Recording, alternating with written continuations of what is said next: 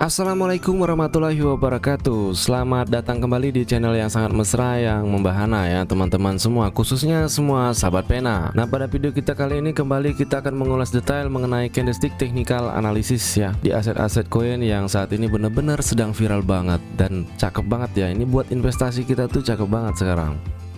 Kemarin gue sudah analisis dan sudah gue bagikan di forum itu Dogecoin, kemudian DAI atau DAI, kemudian Shiba Inu, itu udah gue bagikan semua, termasuk Litecoin juga. Dan sekarang kita analisis yang lain lagi. Kita coba masuk ke Ethereum ya. Nah, pertanyaan-pertanyaan yang ada di kolom komentar itu pasti akan gue jawab semua ya. Jadi kalian gak usah sungkan-sungkan, tulis aja di kolom komentar.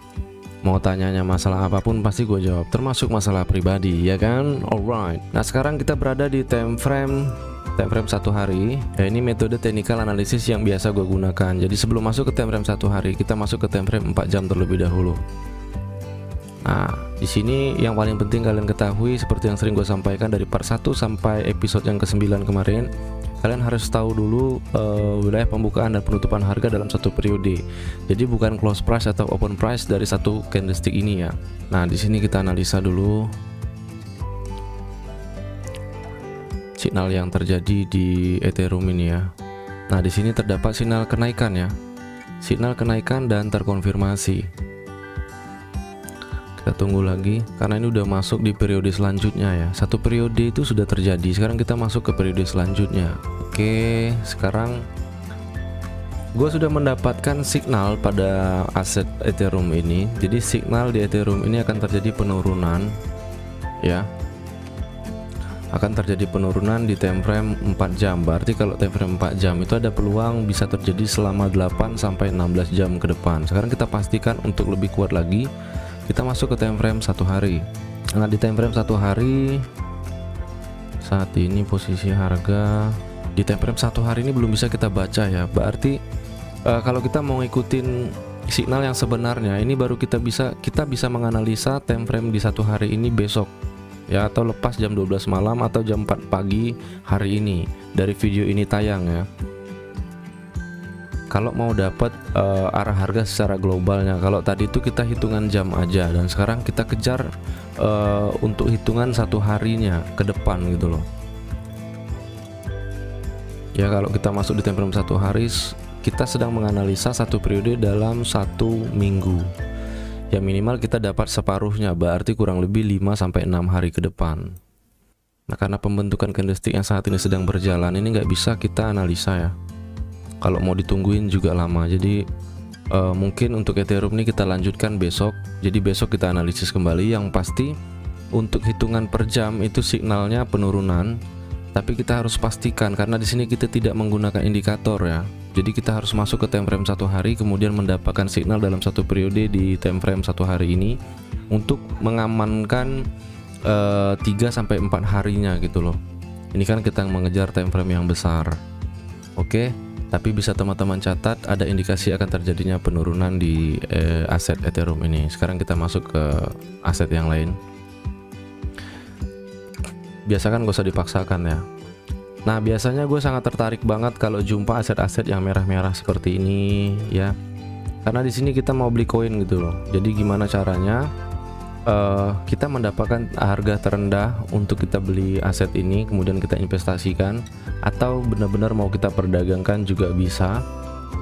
Jadi masukan gue, kita ambil yang warnanya merah-merah kayak gini. Ini yang akan kita analisa untuk memastikan betul nggak sih harga saat ini tuh sedang mengalami penurunan yang drastis, kemudian akan ada indikasi kenaikan nggak di beberapa jam atau beberapa hari ke depan, dan itu akan sangat menguntungkan kita. Jadi nggak usah kita perdagangkan pun kita mendapatkan keuntungan, walaupun kalau investasinya berjangka itu biasanya cukup lama. Sekarang kita masuk lagi ke mana ya, sebentar kita cari Bitcoin udah. Sekarang kita masuk ke XRP ya. XRP di sini kita masuk ke trading view. Nah, biasanya kalau kita masuk menganalisa dari coin market cap ini, waktu buka aset kita langsung diantar ke time frame satu hari. Nah, dan ada indikatornya juga biasanya. Kalau mau dihilangkan juga nggak apa-apa. Biasanya sih gue hilangkan dulu ya biar kelihatan semua. Nah, ini indikatornya, kita hilangkan dulu. Nah, jadi layarnya tuh bersih gitu loh, nggak ketutup sumbu-sumbunya ya kan. Sekarang kita masuk ke time frame 4 jam seperti yang tadi gue lakukan. Masuk ke time frame 4 jam, kita lihat indikasinya apa. XRP, oke, kita berada di area support. Penolakan sudah terjadi di wilayah ini. Sekarang kita masuk, ini indikasinya kenaikan ya, indikasinya kenaikan. Sekarang kita masuk ke time frame 1 hari. Sudah bisa belum gitu loh, sudah kebuka belum satu periodenya. Kalau sudah bisa kita analisa gitu loh. Oke, ini sudah kebuka ya. Jadi di sini sudah bisa kita kejar kenaikan di wilayah ini. Nah, secara tidak langsung memang kita sudah berada di area support di periode terdekat. Ini posisinya. Nah, ya. Jadi di sini akan terjadi pemantulan lagi ke bawah, nanti dia seperti ini, drop di sini baru terjadi kenaikannya. Indikasinya seperti itu. Ya. Permasalahannya sekarang tuh semua aset tuh sedang jalan ya, untuk time frame besarnya tuh sedang jalan semua, itu yang nggak bisa kita analisa. Kita boleh coba-coba masuk ke time frame 1 minggu. Ini cukup lama nih. Kalau kita masuk ke time frame 1 minggu nih, yang kita kejar tuh cukup jauh banget. Biasanya dengan metode seperti ini lebih jaraknya gini, semakin besar time frame maka algoritma candlestick itu jaraknya semakin dekat ya, semakin kecil maka jaraknya semakin jauh.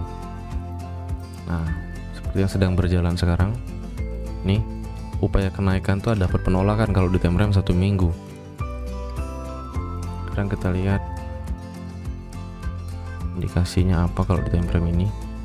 Sekarang kita lihat area supportnya, kita berada di tengah-tengah ini. Ini ada support juga kecil di periode ini ya. Ini saat ini tuh masih ditahan di area ini ya, masih ketahan di sini posisinya. Kalau berdasarkan sifat candlestick ini penurunan ya dalam time frame 1 minggu ini ya, akan ada indikasi penurunan di periode ini. Ini berarti kan jangkanya lama banget ya. Kalau kita masuk di time frame 1 minggu berarti saat itu kita menganalisa time frame itu udah bulanan gitu loh ya.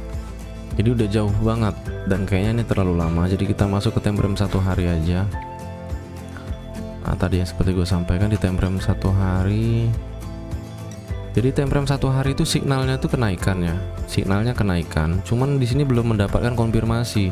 Seperti di thumbnail judul yang di video episode yang ke-9 itu udah gue sampaikan, kalau kita nggak dapat konfirmasi ya kita cuma menemukan indikasinya aja gitu loh.